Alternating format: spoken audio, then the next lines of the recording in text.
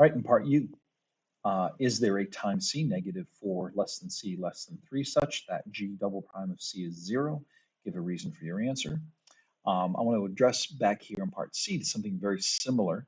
Is there a time c negative 4 to 3 such that g triple prime of c is negative 2? Because this is g triple prime, the derivative, this is why we use the mean value theorem for part C. For part U, because it's just g double prime of c is 0, this is an indicator of the intermediate value theorem, the IVT.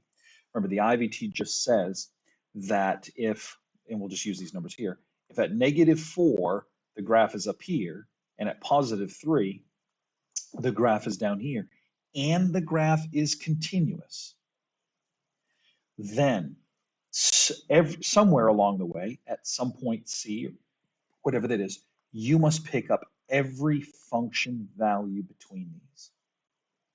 So no matter how you do that graph, if the graph comes down like this, if the graph comes down like this, if the graph wiggles in between, you will pick up every single y coordinate between the y coordinate 4 and the y coordinate at 3.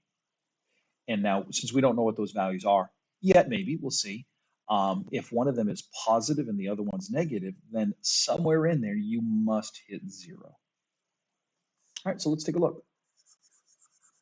The conditions for the IVT are that the graph must be continuous and the two end points of the interval at negative 4, negative 3 cannot be equal to one another. All right, so if we go all the way back to the directions, we see the function g and its derivatives are differentiable. So since g double prime is differentiable, here's what we mentioned on Monday, then g double prime is continuous. So that statement must be here if you're going to get that point for this. Okay, so then we go and we say, all right, g double prime of negative 4 is, and we go right up to the table for this, that's at the top of the page.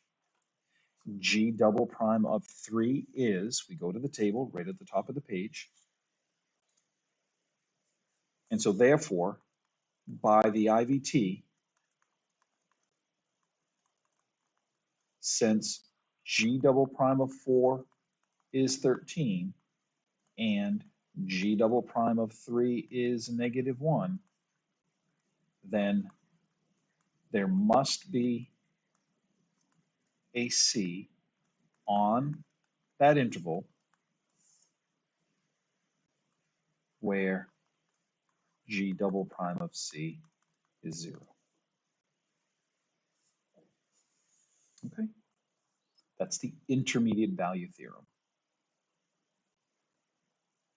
All right, estimate G triple prime of negative 2. So again, this is just estimate the derivative, the slope. So what I want to do is I want to pick 2 points around negative 2.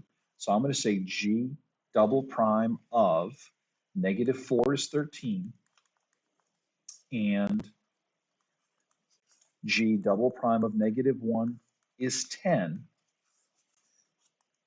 So G triple prime, that is the slope at negative 2, is about, and we're going to go y2 minus y1.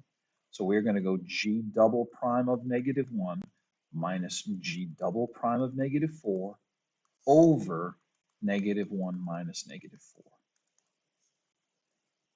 So we go 10 minus 13 over negative 1 plus 4 gives us negative 3 over 3, which is negative 1.